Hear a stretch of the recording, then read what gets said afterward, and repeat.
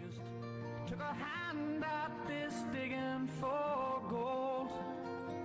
But for all that I found there, I might as well be in the place where the dark morns sweep down to the sea.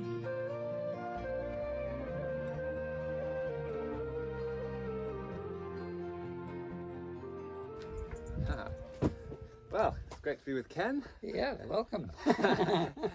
at his house. I came all the way over here to do this Of interview. course, yes.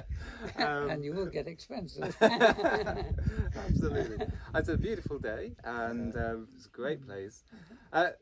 Quite a collection of mugs that we've got in front of us here, Ken. Tell us about them. They're just a random selection of about 200. All places I've been and with which I have very special connections. And every morning, the first thing I do is creep out of the bedroom without disturbing Eva and make myself some coffee, decide where in the world I want to go and have it, and go to my study, and then I'm wherever the mug is, and I'm praying for the people there. And this selection are Thailand, Australia, Norway, Hawaii, Turkey, San Francisco, and the Ukraine. Wow. So this morning I was in Chiang Mai, Thailand. Aha. Fantastic. But we're sat here in Northern Ireland, Yeah. and it's in your home, and you've been here for a while, and because we've all been stuck where we are, Yes, we have. which is unusual for you. Yeah, I just managed to get out of California in time, and we got back here at the end of March. I've been there since. A couple of preaching opportunities locally, but that's otherwise it's been like this with a TV camera. Yes, well, we're all getting a bit used to the camera, I think. And you and Eva have been well during this time? We have. Eva is getting wonderfully better. You know, she had an accident a couple of years ago and broke some vertebrae, and at her age and with delicate bones, we didn't think she'd ever be this well, but she actually walked 6 miles on Saturday. So, Yeah, no, it's wonderful to see. yeah. That's really good. So you're used to traveling all over the world. You must be still in contact with friends and colleagues all over the world, and from what you see from their point of view, how's it affected ministries worldwide? Well, of course, everywhere it's hard to actually meet face to face, and travel is virtually out of the question, and you miss that. You know, lenses aren't particularly responsive when you talk to them.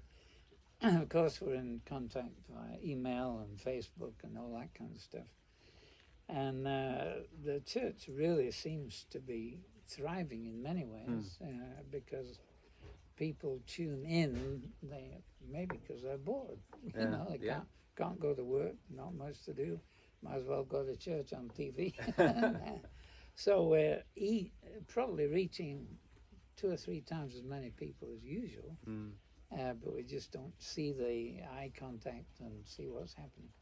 Yeah, that's right. And that's been true for us in many ways as well. So I mean, your ministry over the years has been traveling and living out of a suitcase and preaching in many different churches around the world, year on year on year. So this has been very unusual for you. It has been in some ways quite difficult because it's a beautiful place. If you've got to be stuck in one place, home is the best place, and this really is lovely. And of course, having one's wife with one makes a big difference too. So it's many pleasant side effects. I've even caught up with the gardening a little bit and the emails and reading and that kind of thing. But there are some people that I really miss that I would love to see face to face. It's not happening. And will things begin to start again soon? That's a $64,000 question. We always hope they will. everybody's talking about getting back to normal or a new normal or whatever normal was. We are hoping to go to Turkey next month. There are no problems in Turkey at the moment. There are some here, so the Turks may not want us, but at the moment it's okay. Flights are going and they're full, so we probably will get there. And there are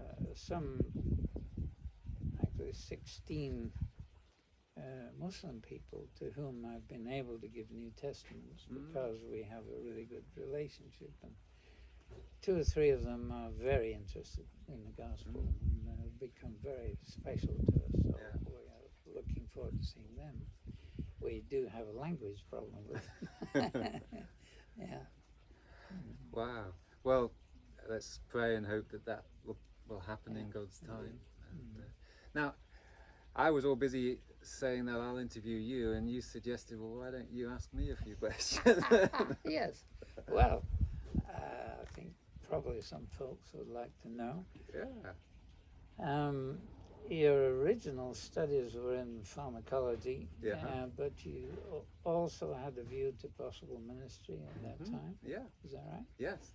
And what made the transition, and how's it been? Wow, that's going back some time. So I started in pharmaceutical kind of industry, as did your daughter Jo, and she's still there. But always in my heart there was a tug towards full-time ministry for the Lord. And just before we got married, I spent a year traveling and working with a couple that you introduced me to on a sailboat down in the South Pacific. And that really fired my heart to do full-time Christian ministry. And when I came back, I really pursued that, but was told get some life experience in a normal job for a while, which I did. But always my heart was being pulled towards full-time service, and the doors opened up in my late 20s as we were in an Anglican church.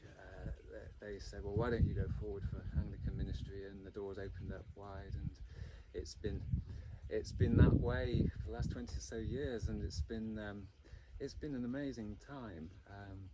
And I still keep a little hand in with the science because I sit on a medical ethics committee, but my heart is really in full-time ordained ministry. Right. And you've been in Hanforth how long? Well, this is 12 years this summer. Yeah. That's a big slice of your life. It is. Yeah, and it's gone by very quickly. Yeah. What would you say have been the biggest challenges about being there?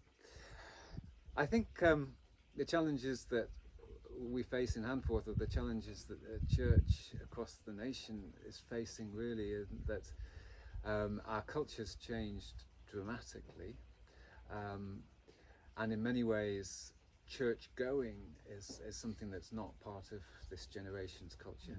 That doesn't mean there's not an interest in God or an interest in spiritual things. In fact, if anything, I think there's a greater interest. It's just they don't connect that with coming to a church very easily. So drawing in that generation in their late teens to 20s has been the biggest challenge for us as a church, I think, and making those connections. In lots of ways it's been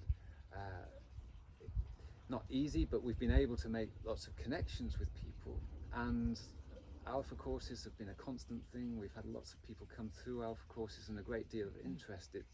It's drawing them into the body of the church Sunday by Sunday that's been perhaps one of the biggest challenges in that. Right. And what would you recommend, apart from Alpha, of reaching what we might call an unchurched generation?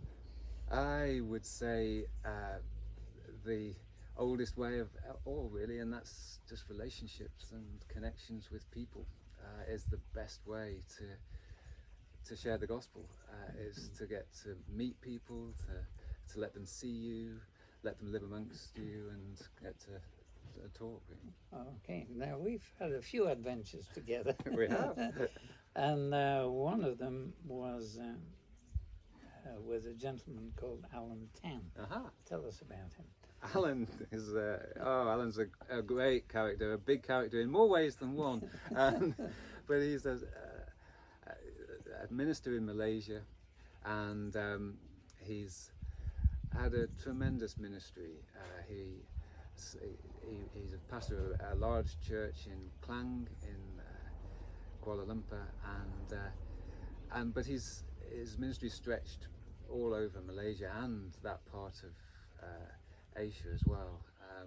So he's connected in lots of ways and has lots of outreaches and ministries and great faith as well. And what was your impression of the church? What did it look like when you, the one church where he's pastor? So we've visited, you and I visited 3 times together, and the first time it was in a fairly small building just on a high street, and it was a vibrant church, but needed bigger premises, and they bought this derelict supermarket building. They bought the whole thing, which I think was 4 stories or 5 stories, with an underground car park, and it was a huge step out in faith, and looked crazy on paper. It had a swimming pool and a gym on the 2nd floor, and when we visited it, I think the second time we were there, it was bare walls and concrete and dripping water and just a shell. Yeah. There'd been a huge fire there and it looked derelict. And then when we came back a few years later, it was this stunning building with a sanctuary kitted out, and the swimming pool and gym were redone, and they used it as a baptistry, and then school on the 3rd floor, and every floor was being used and is being used, and it's an incredible transformation, really. Yeah, I was partly asking you because not that building, but the church just yesterday, 2 days ago, was celebrating their 24th anniversary. Oh, wow. Starting with 6 people. 6 people. And two couples in debt, and the other one was a pastor. Right. And they now have about 800 plus in the English congregation. They have a Chinese congregation, an Indian congregation, and they're just astonishing. It's just amazing, isn't it? And huge youth work. Yeah. So it was very exciting. It is. Yeah. That's great. Thank you, Ken. Thanks for your time. Thanks for turning the camera on me. And, Okay. And we'll look forward to your message to us later. Thank you. All right. Thank you.